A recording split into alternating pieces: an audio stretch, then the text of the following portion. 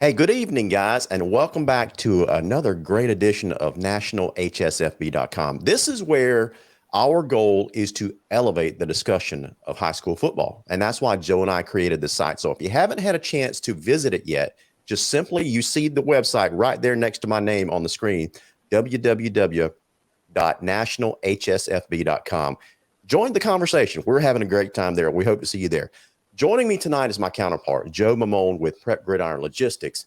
Guys, we have an awesome discussion lined up for you tonight because joining us is the National Football Editor for MaxPreps, Zack Poff. Welcome to the program, Zack, and thanks for carving out a little bit of time out of your schedule to join us tonight for this fantastic discussion. Hey, of course, man. When Joe hit me up, Joe's my guy. He's the number one guy when it comes to setting up these big-time high school football games. There was no way I wasn't going to jump on and talk about some of these primetime matchups. So I always say get your popcorn ready so you know what the vibe is, man. Get your popcorn ready. Hey, absolutely. Listen, man, I know I would love to talk about a lot of different topics because you're such an interesting guy on the national football scene when it comes to high school football. And we can talk at hours at length about different issues related to it. But our main focus tonight, we'll go into some other topics, but our main focus tonight is to talk about, first of all, the top out-of-state games for 2022.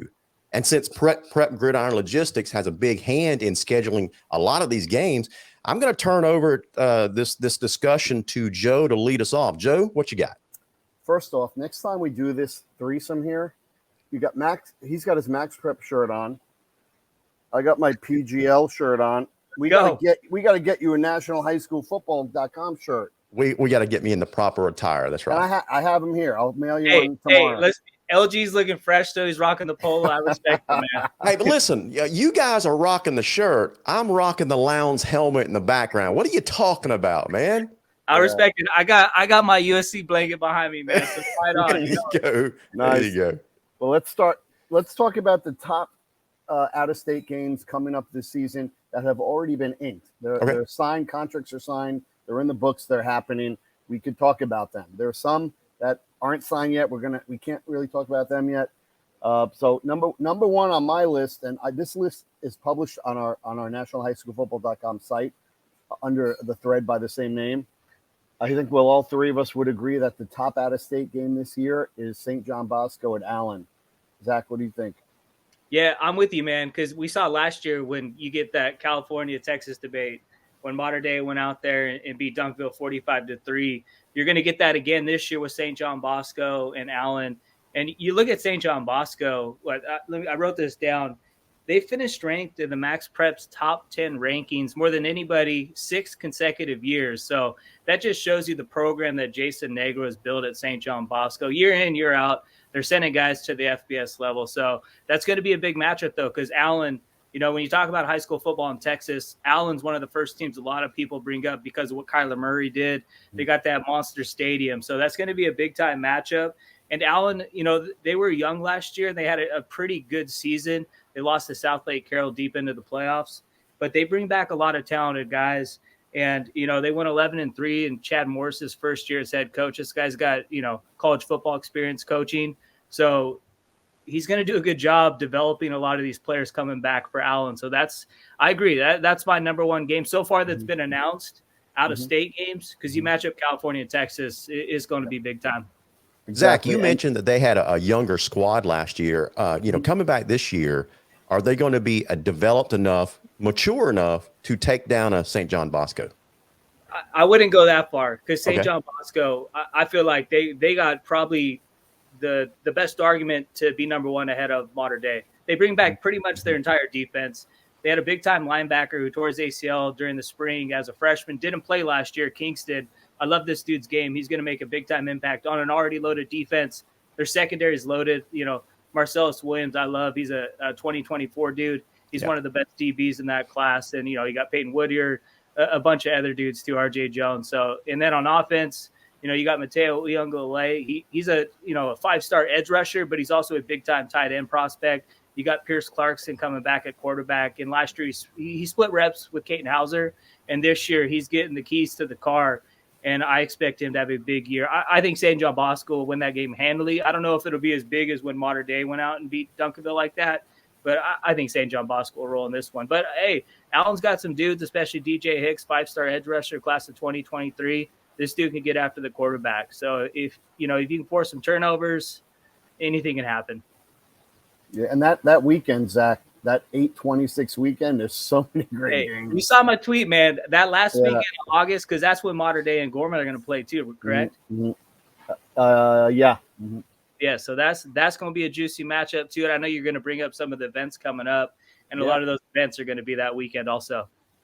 Yeah, so we talked about Mater Dei Gorman. That was second on my list. You want to say anything else about it? I mean, it's self-explanatory. And just so you know, the goal is for Gorman to go to Mater Dei in 23. Nice. No, I agree. That's number 2 on my list right now, too. And the thing I love most about this game is we do just 2 quarterbacks make our All-American teams. You got 1 first team, 1 second team. The 2 sophomore MaxPreps All-American quarterbacks. 1, Elijah Brown, who was our National Sophomore Player of the Year for Mater Dei. And the other one was Mike Alejado, Bishop Gorman's starting quarterback. So you're going to get 2 big-time quarterbacks in that matchup. Mm-hmm. It's going to be fun. And you know how Mater Dei is, man. It's not, rebuild, it's reload. So they're gonna be just fine after losing guys like C.J. Williams, David Bailey, Raleek Brown. They got this stud running back class of 2025. I think he's gonna be the next big time star at Mater Dei, Jordan Davison, and they're gonna be fun to watch. And Mater Dei, they got the best offensive line probably going into next year. They got the majority of their guys that made an impact last year, and that's where games are won, man. In the trenches. If you can win in the trenches, you can win a lot of football games, man. But Gorman, they got a lot of guys coming back real quick. Zachariah Branch, that's my guy, 5-star USC commit. He reminds me of Tyreek Hill. That boy can go. Right. All right, the third game on our list is IMG at St. Francis. As you know, these teams are playing every year, and strategically, we're playing the game later in the season. So it's kind of sometimes a de facto mythical national championship game, late November. As you know, St. Francis has won the last 2 handily. Yeah. So this one is back at St. Francis. They're going to be playing the game at Morgan State like they did a few years ago when Blake Corum ran wild that night, and they beat them 35-7. Yeah. So we got that. And then keeping with St. Francis, the next 2 games on my list, we have St. Francis at DeSoto on September 3rd and St. Francis at Dutch Fork on September 23rd. I know you're happy about that, Joe, because I know you want Dutch Fork to start playing some folks. Well, I love Coach Knotts, man. That dude that guy can coach football. I mean, the job he did at Independence and then what he's doing at Dutch Fork, he's great. But I'll tell you what, you had preseason number 1 St. Francis. I haven't done enough research yet because there's still going to be some transfers from now until June. But St. Francis, talent-wise, they stack up there with Mater Dei, St. John Bosco, IMG, everybody. And I know they're adding a few more guys too. They have. I was there. Last weekend. I did a campus visit, a tour. I toured the whole facility. I met with everybody, including 2 students that were looking to go there. One is a big time recruit out of Georgia. So they got dudes coming in. That's all I'll say. And as you know on Twitter, that one of the fan bases that I butt heads with a lot was Dutch Fork because. They're always talking about, our great, our long winning streak we had. And I would always say, yeah, of course, you haven't played anybody. And then, so now we're going to see. Now we're going to see Dutch Fork, how nationally relevant they really are. Hey, guys, let me ask you a question about St. Francis. They just seem, on the national scene, they just seem like a team that just reloads year after year after year with outstanding top shelf talent. Being down here in South Georgia, I got a little glimpse of St. Francis just a handful of years ago when they came down for a postseason exhibition and played our best team in the state at the time, which was the Lee County Trojans, and really embarrassed Lee County that night. So going forward, especially this coming year, what are the top names that we should be looking out for? Because Joe just named 3 prominent games that they're going to be showcased. Who should we be looking for? Yeah, I mean, you brought up who they're playing, and you just look at St. Francis, and when Biff left for Michigan, I was like, we'll see how they do. And first year they lost to Aquinas to start, and then they won 8 in a row and kind of dominated IMG. Like the score was, I think they won 34-24, but they dominated. It was over at half. Finish, and I love their quarterback, man, Michael Van Buren. This is a dude last year didn't start a lot, But I feel like this year he's going to be a 2024 quarterback that is going to just jump up 24/7, Rivals, Wow. ESPN. I feel like he's going to be a guy that's going to be a 4. I don't know if he's going to end up being a 5-star, but I think this is a guy who's going to ball out this year, and especially with St. Francis, as Joe was mentioning, they got right now on paper, they have the toughest schedule. So if you're putting up numbers playing against legit competition, that's what sells me when it comes to All-American teams and all of that stuff too. What you do in the biggest moments that's what matters to me. And I'm a big fan of Michael Van Buren at quarterback. And remember in his first career start ever, what he did to De La Salle. Yeah. He carved them up. I mean, and De La Salle's always a well-coached team, but it didn't matter. It didn't. Yeah, they were literally. I had a friend who was there, and he said when he went on the field and saw them, I think the word he used was terrified. Yeah. When he looked at how big they were. That was another thing too with the IMG score. It could have been a lot worse than it was for De La Salle too. And when St. Francis went down to Mater Dei, or didn't go to Mater Dei, but they played at St. John Bosco High School for the Trinity League USA Showcase, that St. Francis squad was insanely loaded and very talented. But that was really the game. I mean, everyone talks about Bryce Young and IMG Academy, but that was really the game for me where Bryce Young showed everybody, hey, I'm the baddest dude in this class of 2020, because the DBs for St. Francis were not letting Mater Dei's receivers get open, and Bryce Young ran for 4 touchdowns that night. So that was impressive, man. That was a very talented St. Francis squad. He was definitely the difference. And we didn't even talk about – go ahead. They got 2 losses since 2017, one to Mater Dei and the other to St. Thomas Aquinas. And the Aquinas one, they didn't play for a whole year. So that was their first game. They fumbled twice in their own red zone. And that was the difference in the game. I will say this, so that was a very good St. Thomas Aquinas team last year also, too. They finished ranked in the top 10. The only loss was the Tampa Jesuit, and that was a team that, they had a very good squad and ran the table and went undefeated, too. Well, that's a great segue, because the next game on my list is St. Joe's Prep from Philly at Aquinas in the South Florida versus USA event we're running. 7 games in 3 days at 3 venues. Yeah, no, that's going to be a fun game, man. And, LG, you're a Georgia guy, right? Yeah. So, but, you saw last year, St. Joe's Prep played Milton, and Milton played them very well. So this is going to be a big matchup I'm looking forward to seeing with the Philly Power and Aquinas. Right now, if I had to pick, I'd probably roll with St. Thomas Aquinas.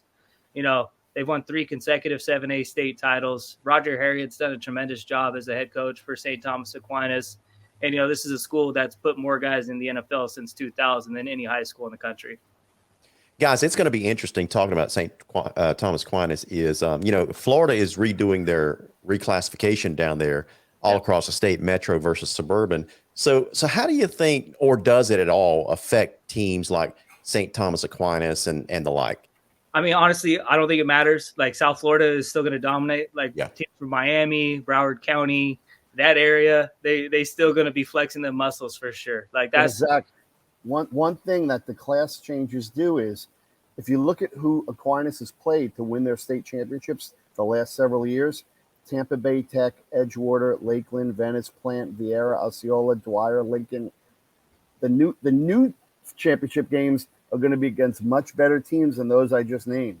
Yeah. Hey, I've been wishing they're going to be harder.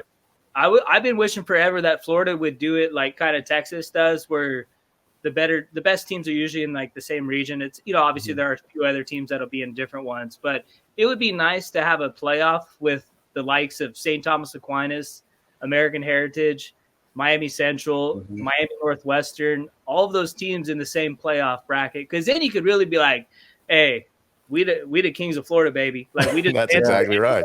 Where you don't got like 7A, 6A, 5A, 4A, where you do put the best teams in the same classification. It'd be nice if it did get to that point. Sure. Again, for those of you following along, this list that I'm going over is on our site right now on nationalhighschoolfootball.com. The thread is called Top 20 Out-of-State Games in 2022. The next game is a great game. I wish it would have happened last year, but it's still a really good game. Bergen Catholic at Saguaro, Arizona. Yeah, and Bergen Catholic, they ran the table. They went undefeated for the first time since 1998 last season. They had a squad, man. They had a good quarterback, Stephen Angeli. I love Brian Butler's underrated running back. He was a beast, man. They they had a very good secondary. I love Jaden Gould, man. He's now in Nebraska. He was our New Jersey MaxPreps Player of the Year. They do bring back some guys, Sadir Mitchell. He's a big-time defensive lineman. And then you got my guy, I feel like needs to be a 4-star if he's not already, is DJ Samuels. This guy's he's already got the sack record at Bergen Catholic. And, it's the same school that produced Brian Cushing. So that just shows you what he's doing. He's not even a senior yet. But, hey, we were talking about Michael Van Buren. Another quarterback I love from class of 2023 is Devin Dampier from Saguaro. This is the guy who balled out in the playoffs, had to sit out the first half of the season. He transferred over from Pinnacle. But when he got to the playoffs, man, he pulled one of these off, man. He was Superman out there. And what he did against Hamilton, a very good team, and then did it against Chandler, the 5-time defending state champs. That impressed me, man. I'm high on Saguaro this year. I feel like they're going to have a chance to be in the top 10, top 15 to start the year off when we release our rankings later. Do you think the home team takes care of business that night? I like Saguaro in that matchup. Yep. Okay, cool. Next on the list is another. And I'm proud of this, man. A couple of years ago, I had one Texas game. The first Texas game I ever did under Prep Gridiron Logistics was St. John's from D.C. coming to Duncanville. Now we have 4 this year. So one of the next ones we're going to talk about is Jones at Duncanville. And it was supposed to be American Heritage at Duncanville, but when Coach Surtain left, they kind of changed plans there. We're able to get Jones to hop on board. So Jones at Duncanville, be a good game. 2 publics playing each other. I know a lot of the Texas fans are like, you know what, we should be playing other publics, not privates, and now they're going to get their wish. Yeah, hey, Jones, they got Malik Bryant coming back, 5-star linebacker, spent a couple years at IMG. He's back to Jones. So he's going to have a huge game if they want to roll into Texas and beat Duncanville. I love Duncanville, man. They loaded. They lost some guys, obviously, but I love the guys they're bringing back on defense. And Colin Simmons, man, I love this dude's game. He's a stud from 2024. I feel bad, man, because Duncanville, it's like I want Coach Samples to get that state title so bad, and they've been so close. 3 of the last 4 years they've been in the state championship game. They lost on that Hail Mary. Demetrius Davis, that's my guy, but that dude was a straight baller. Zach Evans, Shadrack Banks, that was a loaded North Shore squad. But I feel bad for Duncanville, man. They've had their chances. Jaquin Jackson got hurt that one year, and then last year they were probably the favorite going in against North Shore, but North Shore had a very, very good defense, and they were able to win that defensive game. Yeah, and I've been talking to some of my Duncanville friends down there, and they graduated a lot, so this is going to be a really good game, I think. Most people are thinking maybe not, because you look at Jones and they're in the 15 to 20 range in the state of Florida, but it's the state of Florida. It's a great state. That 15 to 20 range is number 1 in most regular non-high-end football states. So that should be a good game. That's going to be part Florida of our doubleheader. And Florida versus Texas. That's good. That's a good Florida versus Texas. Yeah. So that doubleheader, it's going to be on September 3rd.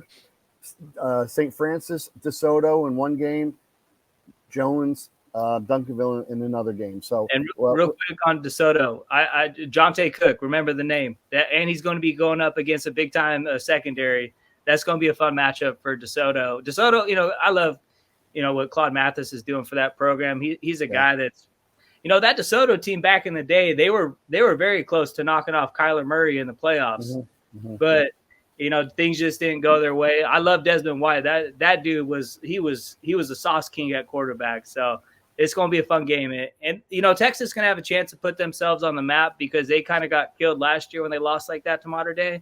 If DeSoto can hang with St. Francis and Allen can hang with St. John Bosco, that'll do well for the state of Texas. Yeah, and that's some really great sounding games right there. I would love to, Florida versus Texas is a very intriguing overall matchup, man.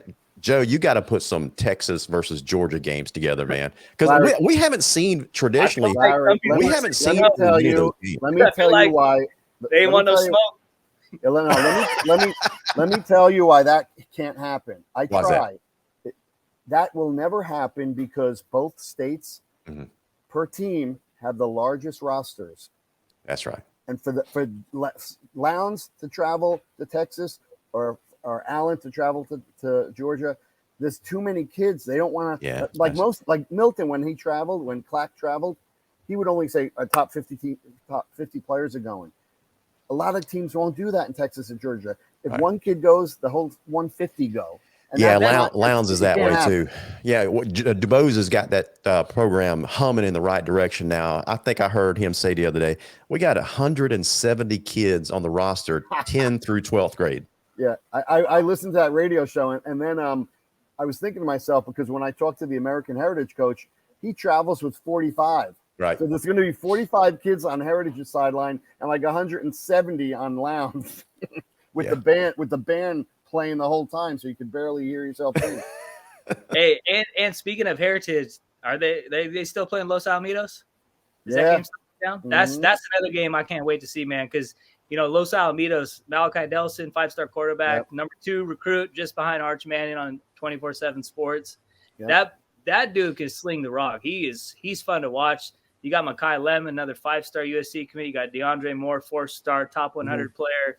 Los Al, they got some dudes. And I tell you what, if Los Al can figure it out in the trenches, this is going to be a scary team in Southern California. Last year, they played St. John Bosco in the opening round of the playoffs. They lost. Bosco ran for like 600 yards on them.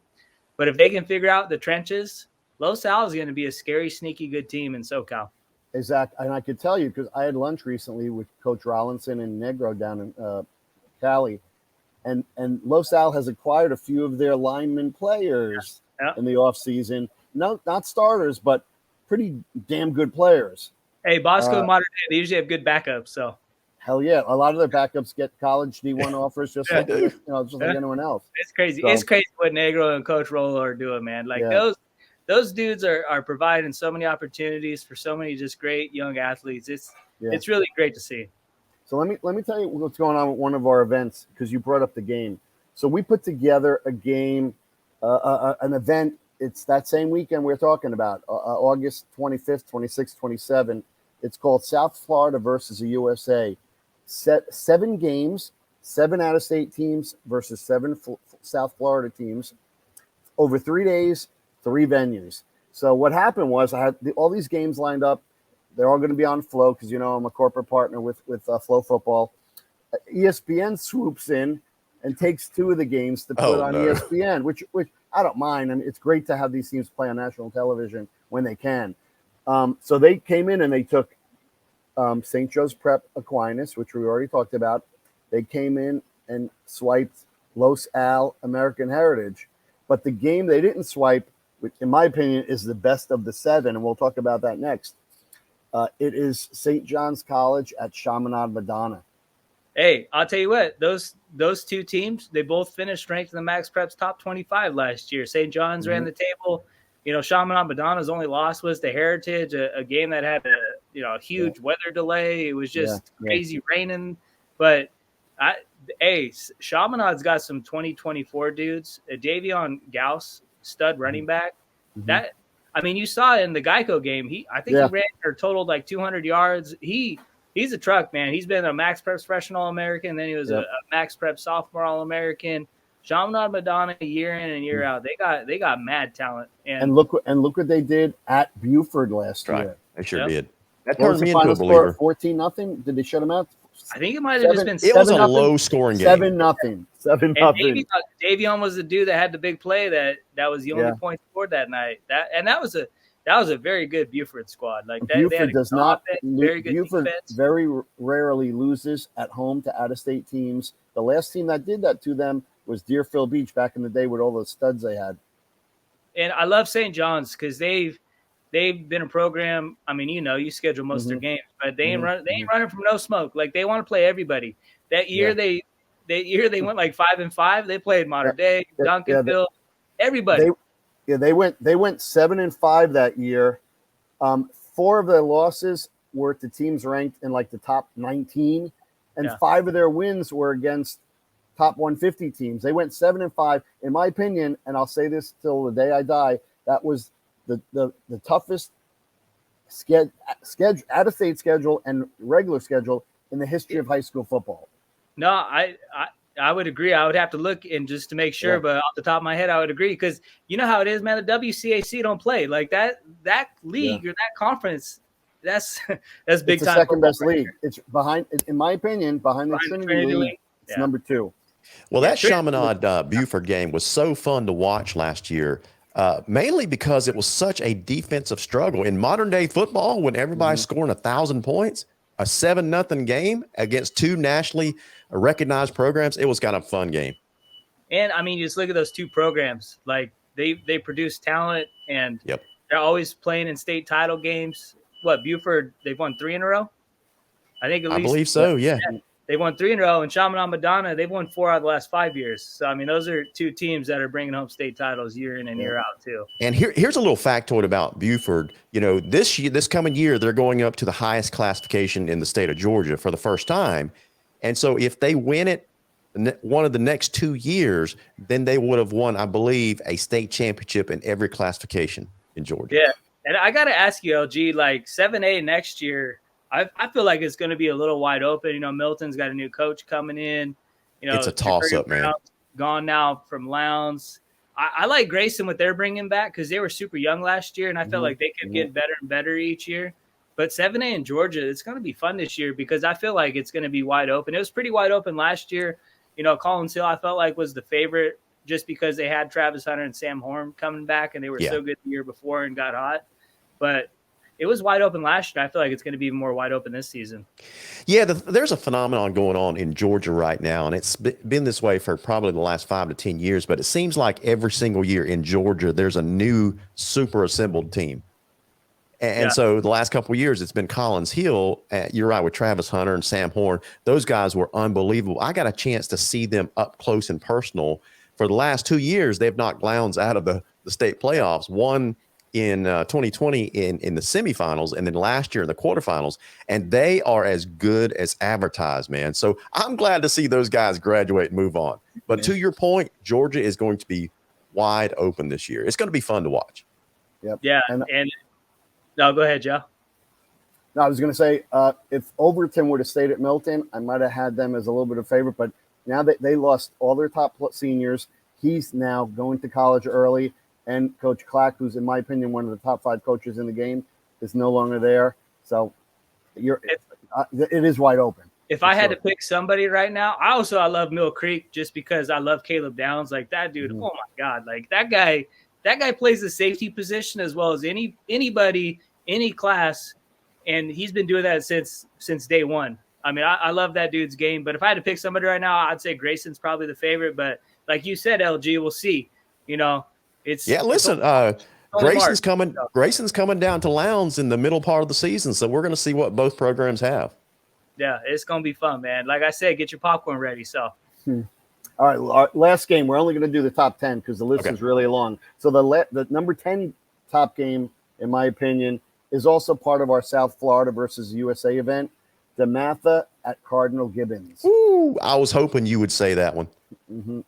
Yeah, so that's another good one. These are two marquee programs. You know, DeMatha they've had a bunch of dudes, you know, Chase Young and a bunch of other ballers. Mm-hmm. And then, you know, Cardinal Gibbons, man, this is a program over the last 3 or 4 years that have really come on strong. They're competing in state title games. You know, American Heritage always had their number, and they finally got the Heritage monkey off their back.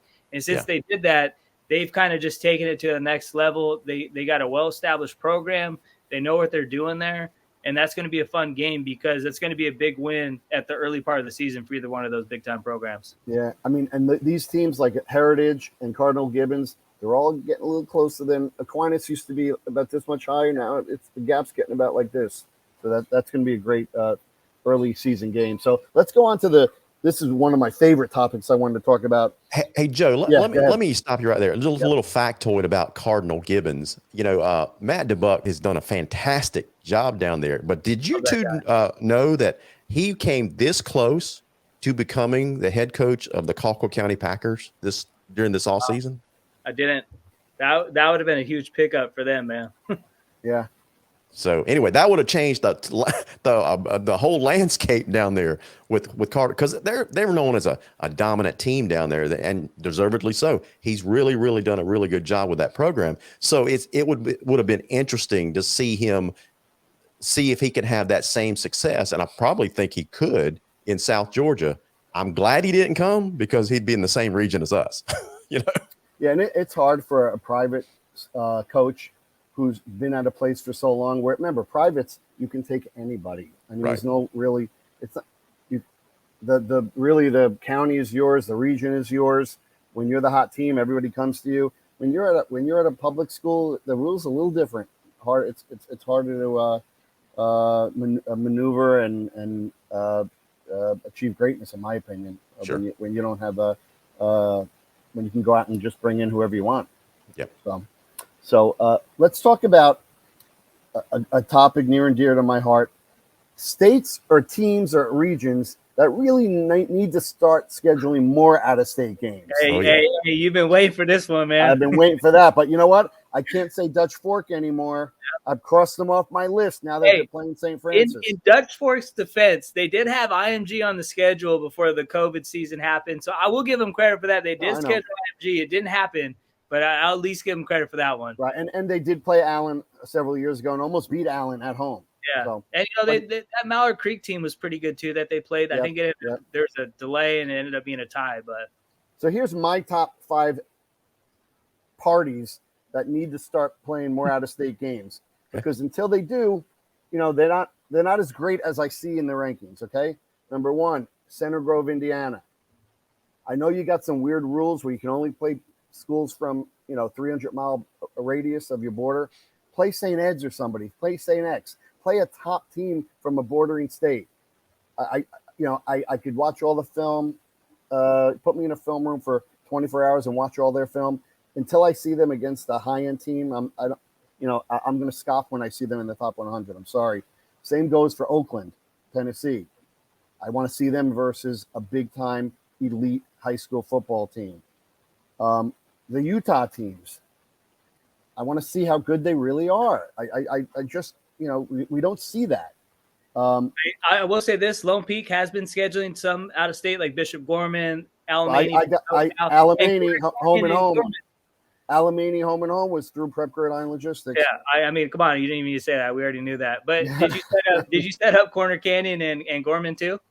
I did not. Nope. Okay, well, at least Corner Canyon is finally going to play someone. That's going to be a big test for them, because Isaac Wilson will probably be their quarterback. Younger brother is Zach Wilson, one of the better 2024 QBs. That's going to be a fun matchup, and that's the week before Gorman plays Mater Dei too. So right, and the last on my list, we talked about it earlier, the region of South Georgia. I mean, you look what the Atlanta teams are doing this year. Yeah. Milton's playing 2 great out-of-state games. Brookwood's playing out-of-state. I'm trying to think of who else. There's some other really good Greater Metro Atlanta. We didn't talk about this. Cedar Grove is going to play St. John's College in D.C. Right. That's a good. But in South Georgia, in my opinion, there's one really, really high-end out-of-state game, and that's Lowndes hosting American Heritage.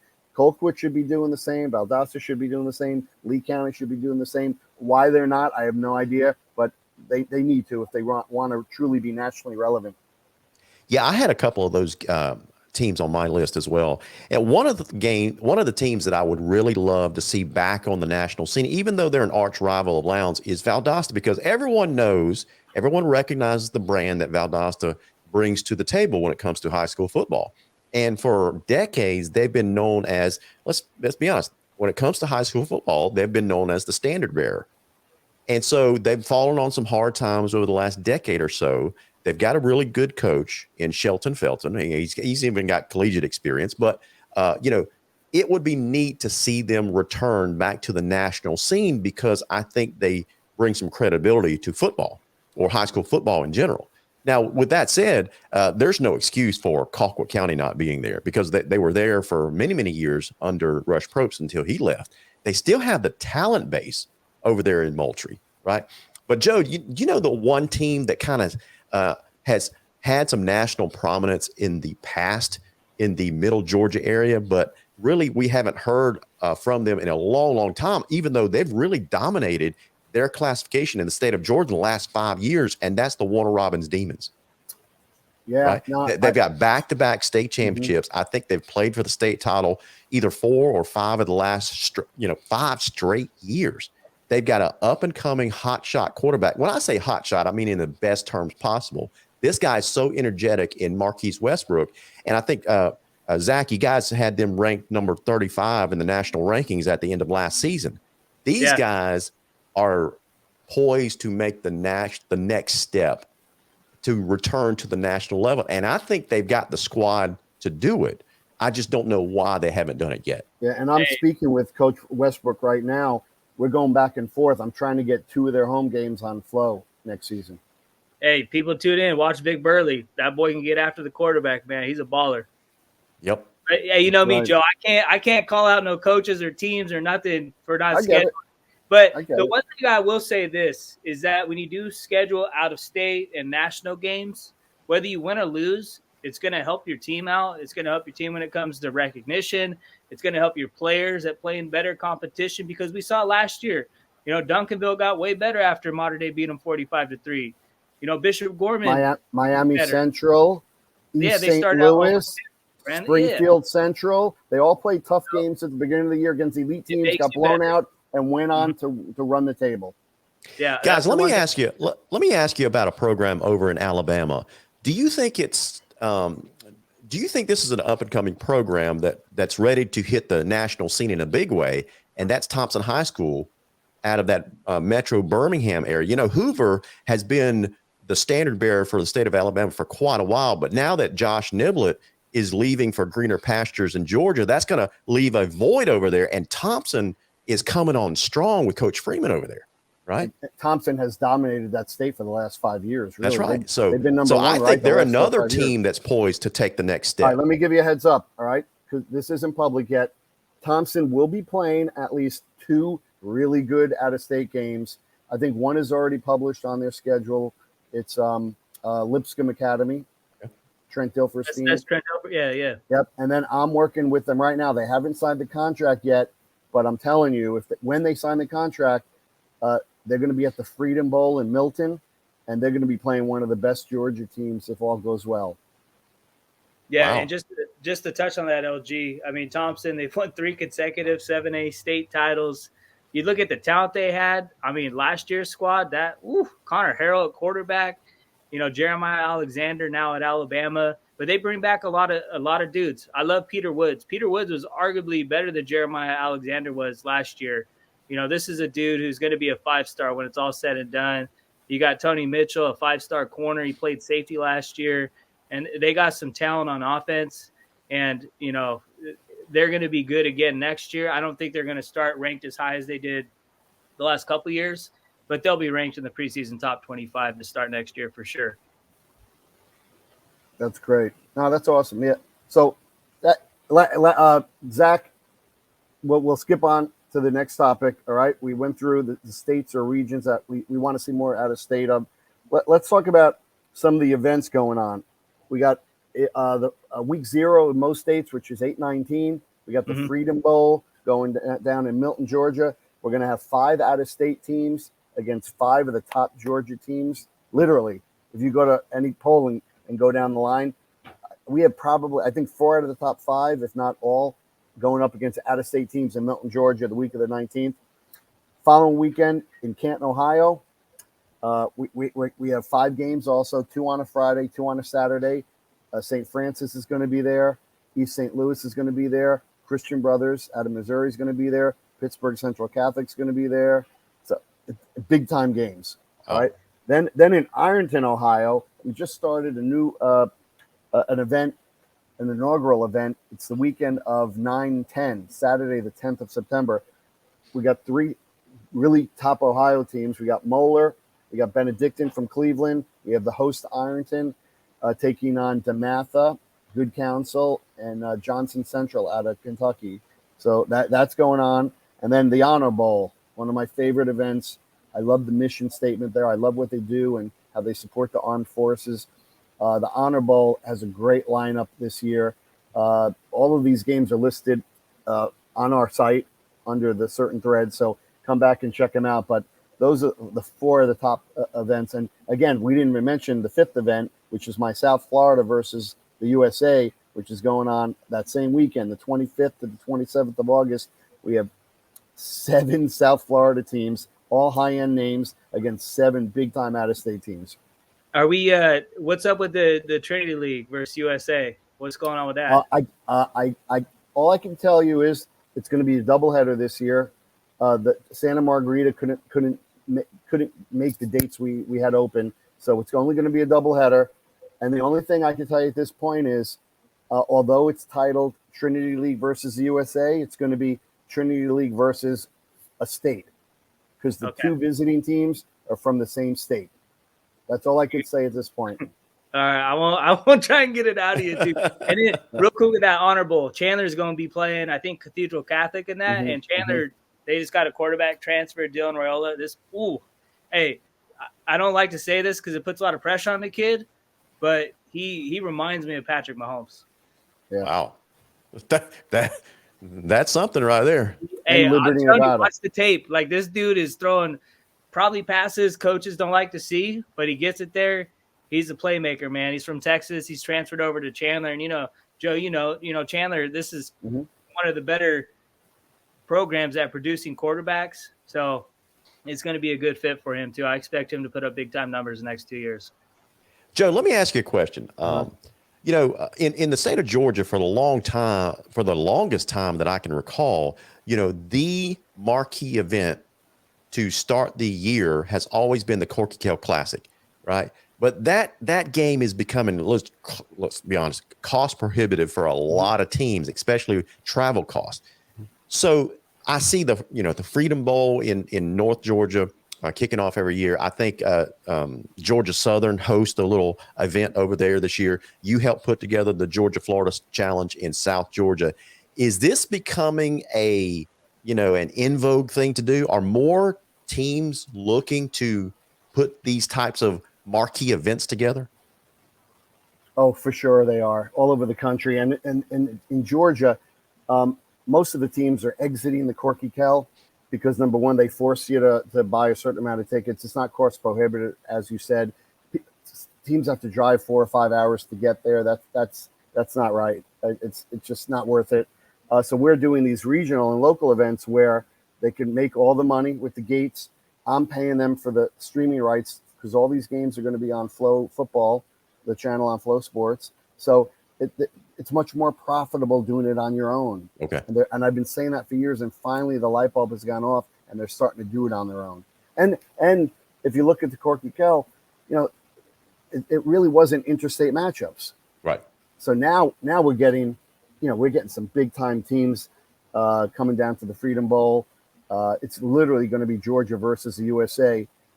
And the teams are going to make a lot more money by being closer to home, by hosting it, and by getting the Flow streaming rights funding. Gotcha. Okay. Okay, so the last topic, Zach, I know you manage the MaxPreps Top 25. So let's talk about, I already said on my site, when I left my visit from St. Francis, I officially crowned them our preseason number one going forward on nationalhighschoolfootball.com. Give us some other teams that you think could start at number one, or maybe in the top 5 or 10. Yeah, I mean, modern day, obviously, I love Elijah Brown at quarterback. This guy has been starting since his freshman year, hasn't lost a game yet, and he gets better and better. And I expect him to be even better as a junior, and he was our MaxPreps National Sophomore Player of the Year. So I expect Modern Day to be right there in the mix.